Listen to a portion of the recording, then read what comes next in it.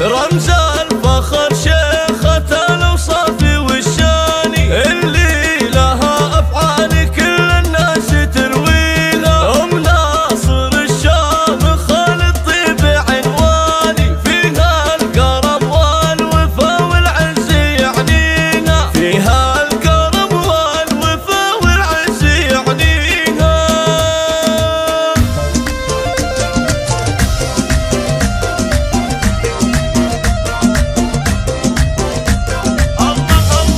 رمز الفخر شيخة الأوصاف والشاني، اللي لها أفعال كل الناس ترويها.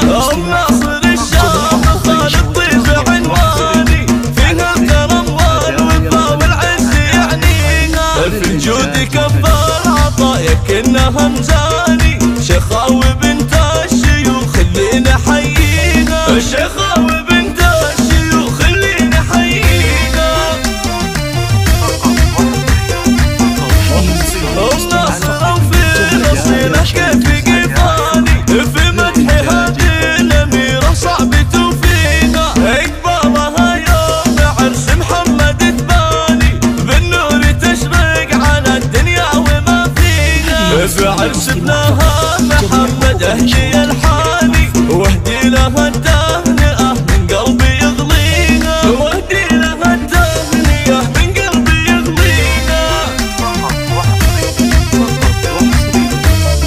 مبروك يا محمد وجعل الهنا زماني، والله يديم السعادة لك ويبقيها. يا محمد الشامل الوقفات برهاني، للمرجلة والشجاع أكبر معانيها. اتفاخر اليوم ناصر بين الأكواني، بعيالك أهل المعالي حي طارينا، بعيالك أهل المعالي حي طارينا.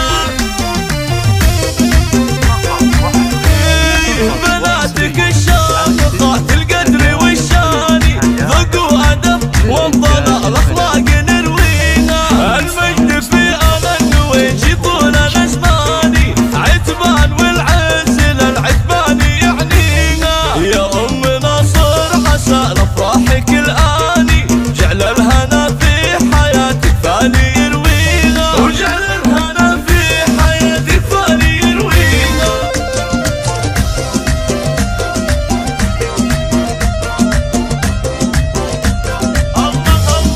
رمز الفخر شيخة الأوصاف والشاني، اللي لها أفعال كل الناس ترويها. أم ناصر الشامخ الطيب عنواني، فيها الكرم والوفا والعز يعنيها. في الجود كفار عطايا كأنها مزاني، شيخاوي بنت الشيوخ اللي نحييها، الشيخاوي بنت الشيوخ اللي نحييها. أم ناصر وفي نصيله كيف قفاني، في مدح هذه الأميرة صعب توفيها. إقبالها يوم عرس محمد تباني، بالنور تشرق على الدنيا وما فيها. في عرس ابنها محمد أهدي الحاني، واهدي لها التهنئة من قلبي يغليها، واهدي لها التهنئة من قلبي يغليها.